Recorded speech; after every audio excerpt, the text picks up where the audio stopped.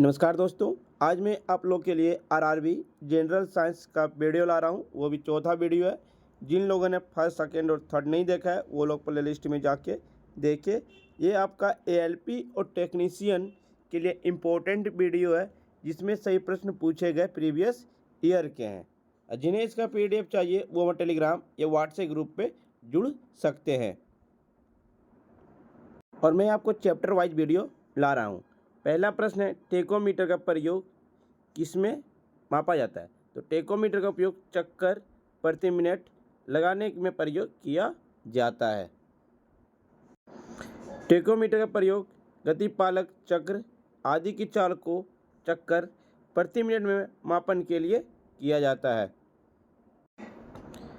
Multimeter में क्या होता है? तो मल्टीमीटर में वोल्ट मीटर, करंट मीटर और ओहम मीटर होता है। जो राइट आंसर डी हो जाएगा। मल्टीमीटर यह बहुमापी ऐसा उपकरण है जिसमें कई भौतिक राशियों को मापन करता है, जैसे धारा, वोल्टता, प्रतिरोध और निरंतरता। आजकल डिजिटल मल्टीमीटर का प्रयोग हो रहा है। रिएक्टर पैमाने के बारे में निम्नलिखित में से क्या गलत है? तो रिएक्टर पैमाने पर 8 से 9 की तीव्रता का अर्थ है हल्का भूकंप। ये गलत है। रिएक्टर पैमाने में 8 से 9 की तीव्रता को उच्च भूकंप की श्रेणी में रखा जाता है। रिएक्टर पैमाने का विकास 1935 के दशक में चोल्स रिएक्टर और गुटेनबर्ग के द्वारा 1970 के बाद से भूकंप की तीव्रता को मापने के लिए रिएक्टर पैमाने के स्थान पर आघूर्ण परिमाण पैमान का उपयोग किया जाने लगा। रिएक्टर पैमाने को पूरा नाम रिएक्टर परिमाण प्रेक्षण पैमान यह एक लघुगणिक पैमान है।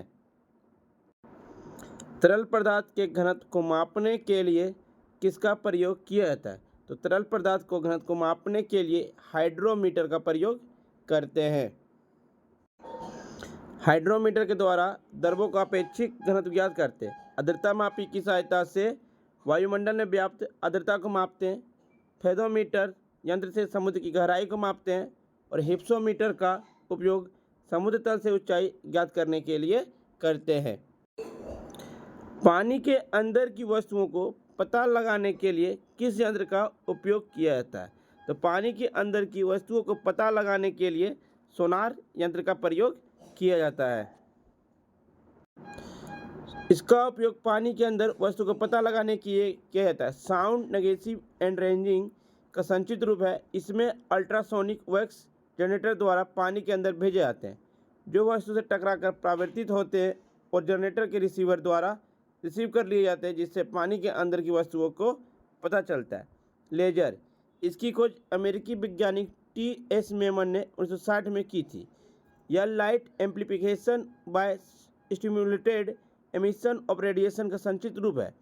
इसका उपयोग शल्य चिकित्सा में धातुओं को जोड़ने और काटने में, युद्ध में दुश्मनों के हथियार नष्ट करने में किया था। राडार, यह रेडियो डिटेक्शन एंड रेंजिंग का संक्षिप्त रूप है। यह प्रतिध्वनि के सिद्धांत पर कार्य करता है। इसकी सहायता से वायुयान की दिशा और ऊंचाई ज्ञात कर किया जाता है। स्कूबा, इसका उपयोग गोताखोर द्वारा पानी के अंदर सांस लेने के लिए किया जाता है। यह self contained under water breathing apparatus का संक्षिप्त रूप है। जहाज़ों में क्या मापने के लिए इको लोकेशन का उपयोग किया जाता है? तो जहाज़ों को पानी की गहराई नापने के लिए इको लोकेशन का उपयोग किया जाता है। दूध के घनत्व को निर्धारित करने के लिए कौन सा उपकरण उपयोगित है? तो दूध की घनत्व को निर्धारित करने के लिए इलेक्ट्रोमीटर का उपयोग हम लोग करते हैं। हाइड्रोमीटर को द्रव का अपेक्षित घनत्व, इलेक्ट्रोमीटर दूध की शुद्धता या घनत्व, बैरोमीटर वायुमंडलीय दाब, थर्मामीटर टेम्परेचर नापने के लिए प्रयोग किया जाता है। ऑटोमोबाइल में यात्रा की दूरी को मापने के लिए निम्न में से किस उपकरण का उपयोग किया जाता है? तो ओडोमीटर का उपयोग करते हैं। ओडोमीटर वाहनों द्वारा चली गई दूरी को, टेकोमीटर वायुयान की गति को और स्पीडोमीटर वाहनों की गति को उपयोग करते हैं नापने के लिए। मोटर गाड़ी का ओडोमीटर क्या मापता है? तो मोटर गाड़ी का ओडोमीटर आपका दूरी मापता है, वाहनों द्वारा तय की गई दूरी को। डैश वह उपकरण है जिसका उपयोग मोटर गाड़ियों में दूरी मापने के लिए उपयोग किया जाता है। तो ओडोमीटर का उपयोग किया जाता है मोटर गाड़ियों को दूरी मापने के लिए। किसी वोल्ट मीटर का उपयोग डैश मापने के लिए किया जाता है। तो विभवांतर मापने के लिए वोल्ट मीटर का उपयोग किया जाता है। किसी विद्युत परिपथ में किन्हीं दो बिंदुओं के बीच विभवांतर को मापने वाला यंत्र वोल्टमीटर कहलाता है। और वोल्टमीटर का आविष्कार सन 1819 में हेंस और स्टेट के द्वारा किया गया है। किसी परिपथ में विद्युत धारा के प्रवाह की दिशा को दर्शाने के लिए किस उपकरण का उपयोग किया जाता है? तो गैल्वेनोमीटर का उपयोग किया जाता है। गैल्वेनोमीटर परिपथ में विद्युत धारा के प्रवाह की दिशा को दर्शाने के लिए इसका प्रयोग किया जाता है। आमीटर किसी भी परिपथ में प्रवाहित धारा का मान ज्ञात करने या मापन में किया जाता है। रियोस्टेट प्रतिरोध को कम करने या बढ़ाने के लिए प्रयोग किया जाता है। वोल्टमीटर किसी परिपथ के किन्हीं दो बिंदुओं के बीच विभवांतर को मापने के लिए प्रयोग में लाया जाता है। गैल्वेनोमीटर का उपयोग किया जाता है। तो गैल्वेनोमीटर का उपयोग धारा की दिशा को पता लगाने के लिए किया जाता है। डैश वाहनों की गति में जानने में मदद करता है। कौन? वाहनों की गति को जानने में स्पीडोमीटर का उपयोग करते हैं। वाहनों की गति जानने के लिए स्पीडोमीटर का प्रयोग किया जाता है। इसी प्रकार वोल्टमीटर यंत्र परिपथ में दो बिंदुओं के बीच की विभवांतर मापता है। लेक्टोमीटर दूध की अपेक्षित घनत्व या गाढ़ापन को मापा जाता है। डैश इको लोकेशन एक प्रकार का है। तो सोनार इको लोकेशन एक प्रकार का है। राइट आंसर डी हो जाएगा। सोनार इको लोकेशन का एक प्रकार है। सोनार का उपयोग पानी में डूबी हुई वस्तु का पता लगाने के लिए किया जाता है। सोनार में प्रासरप तरंगें प्रयोग की जाती है। सोनार का विस्तृत रूप है साउंड नेविगेशन एंड रेंजिंग है। उस शब्द का चयन कीजिए जो तीसरे शब्द से है उसी तरह संबंधित है जिस प्रकार दूसरा शब्द पहले शब्द से संबंधित है। आमीटर विद्युत धारा से, ओमीटर प्रतिरोध से संबंधित है। हवा की गति को मापने के लिए निम्नलिखित में से किस उपकरण का उपयोग किया जाता है? तो हवा की गति को मापने के लिए एनीमोमीटर का उपयोग करते हैं। यह आपका आरआरबी एनटीपीसी 25/1/2021 फर्स्ट शिफ्ट में पूछा गया था। एनीमोमीटर एक डिवाइस है जिसका प्रयोग वायु की गति एवं शक्ति मापने के लिए किया जाता है। इसे पवन वेग मापी भी कहते हैं। एनीमोमीटर शब्द की उत्पत्ति ग्रीक भाषा एनीमोमोज वायु से हुई है। डैश का प्रयोग हवा की शक्ति और वेग को मापने के लिए किया जाता है। तो एनीमोमीटर का उपयोग करते हैं हवा की शक्ति और वेग को मापने के लिए।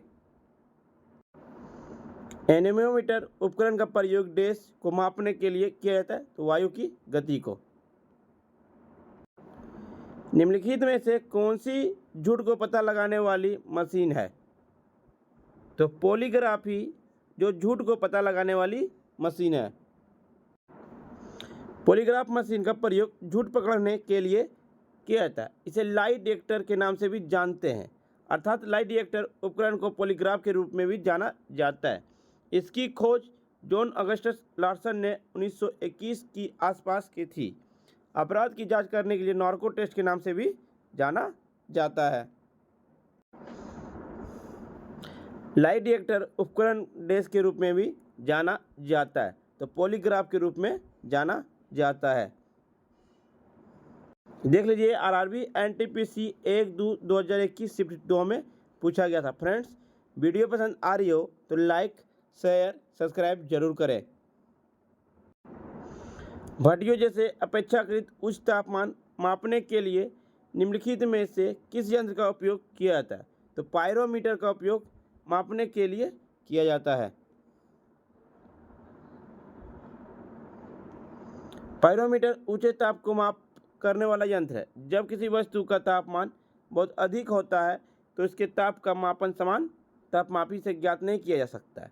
अब पायरोमीटर एक ग्रीक शब्द है जो दो शब्दों से मिलकर बना है। पायरो मतलब आग का अधिक तापमान, मीटर मतलब मापन जिसका अभिप्राय आग का मापन होता है।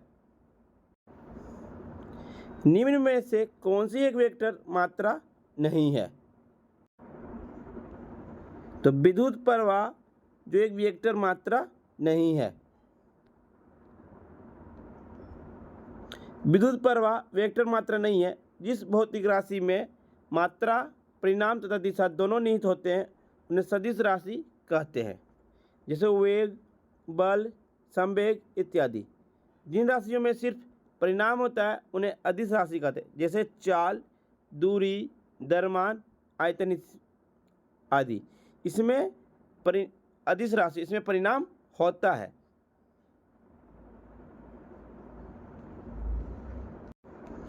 एक वेक्टर राशि में परिमाण और दिशा दोनों होते हैं, जबकि अदिश राशि में केवल परिमाण होता है और दिशा नहीं होती है।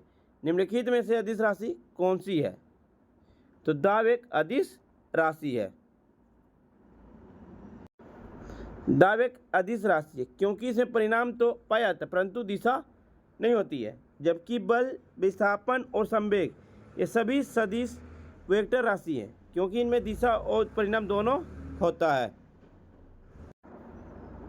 सबसे उचित विकल्प चुनें। संवेग में डैश होता है। संवेग में परिमाण और दिशा दोनों होता है। इज राइट आंसर सी हो जाएगा। संवेग में परिमाण और दिशा दोनों होते हैं क्योंकि संवेग एक सदिश राशि है।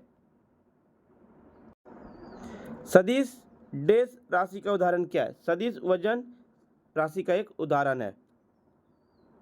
सॉरी फ्रेंड्स, इसका राइट आंसर वेग हो जाएगा। सदिश राशि का उदाहरण क्या है? वेग का उदाहरण है।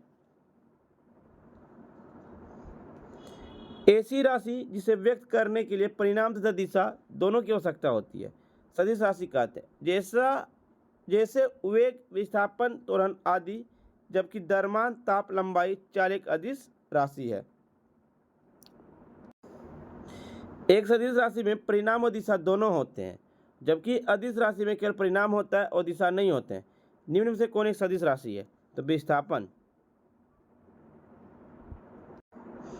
जिन भौतिक राशि में परिमाण होता है परंतु दिशा नहीं होती है उसे अदिश राशि कहा जाता है, जबकि जिनमें परिमाण और दिशा दोनों होता है उसे सदिश राशि कहते हैं। विस्थापन एक सदिश राशि है, जबकि कार्य, ऊर्जा, गति आदि अदिश राशियां हैं। निम्नलिखित में से कौन एक वेक्टर मात्रा है? सदिश राशि है। तो आपका वेग एक सदिश राशियां है। सदिश राशियां वे राशियां जिन्हें परिमाण के साथ दिशा भी होती है सदिश राशियां कहलाती है, जैसे विस्थापन, वेग, त्वरण, बल, भार, आवेग, विद्युत, संवेग ये सभी सदिश राशियां। इसमें दिशा और परिमाण दोनों होती है। जिसमें दिशा और परिमाण नहीं होता है उसे अदिश राशियां कहते हैं। अदिश राशियां वे राशियां जिनका केवल परिमाण होता है, दिशा नहीं होती है, अदिश राशियां कहलाती है, जैसे द्रव्यमान, दूरी, समय, चाल, दाब, कार्य, शक्ति, ताप, आयतन, विभव। निम्नलिखित में से किस जोड़े की दिशा हमेशा एक समान होती है? तो बल और त्वरण की दिशा हमेशा एक समान होती है। बल तथा त्वरण की दिशा हमेशा एक समान होती है। जिन भौतिक राशियां में परिमाण तथा दिशा दोनों निहित होती है उन्हें सदिश राशियां कहते हैं, जैसे बल, त्वरण, वेग, संवेग इत्यादि। जिन भौतिक राशियों में सिर्फ परिमाण की आवश्यकता होती है उन्हें दिशा की नहीं, उन्हें अदिश राशि कहते हैं, जैसे चावल, दूरी, द्रव्यमान, आयतन इत्यादि। कुछ राशियों के भौतिक गुण को दर्शाने के लिए उनके परिमाण के साथ दिशा भी निर्दिष्ट की जाती है।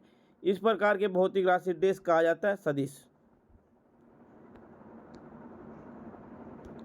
कुछ राशियों के भौतिक गुण को दर्शाने के लिए उनके परिमाण के साथ दिशा भी निर्दिष्ट की जाती है। इस प्रकार की भौतिक राशियों को सदिश राशि कहा जाता है। सदिश राशियों का उदाहरण है वेग, बल, संवेग। जिन भौतिक राशियों को निरूपित करने के लिए केवल परिमाण की आवश्यकता होती है उन्हें दिशा की नहीं, उन्हें अदिश राशियां कहते हैं, जैसे समय, चाल, द्रव्यमान। निम्न में से किसमें दिशा और परिमाण दोनों होते हैं? तो संवेग में दिशा और परिमाण दोनों होते हैं। संवेग एक सदिश राशि है क्योंकि इसमें दिशा और परिमाण दोनों होती है। द्रव्यमान, दूरी और चाल एक अदिश राशि है क्योंकि इनमें केवल परिमाण होता है। डैश निम्न में से अदिश राशि नहीं है, तो बल एक अदिश राशि नहीं है। बल एक सदिश राशि है क्योंकि बल को व्यक्त करने के लिए परिमाण एवं बल की दिशा दोनों की जरूरत पड़ती है। सदिश राशि बल, त्वरण, वेग, विस्थापन इत्यादि। अदिश राशि कार्य, समय, दूरी, धारा। कार्य में डैश क्या होती है? तो कार्य में कोई दिशा नहीं होती है, केवल परिणाम होता है, इसलिए राइट आंसर ए हो जाएगा। कार्य एक अदिश राशि है। कल से मैं आपको फ्रेंड्स यांत्रिक और कार्य ऊर्जा का चैप्टर लेकर आऊँगा वीडियो लेके। और जिन्हें अभी तक पसंद आई है वो लाइक, शेयर, सब्सक्राइब जरूर करें। और जिन लोगों ने फर्स्ट, सेकेंड और थर्ड का वीडियो नहीं देखे वो जाके जरूर देखें। और आपके आने वाले एग्जाम में ALP हो, टेक्नीशियन हो या आपका बिहार SSC हो, सभी के लिए यूजफुल होगी। तब तक के लिए धन्यवाद फ्रेंड्स, मिलते हैं आपके साथ नेक्स्ट वीडियो में।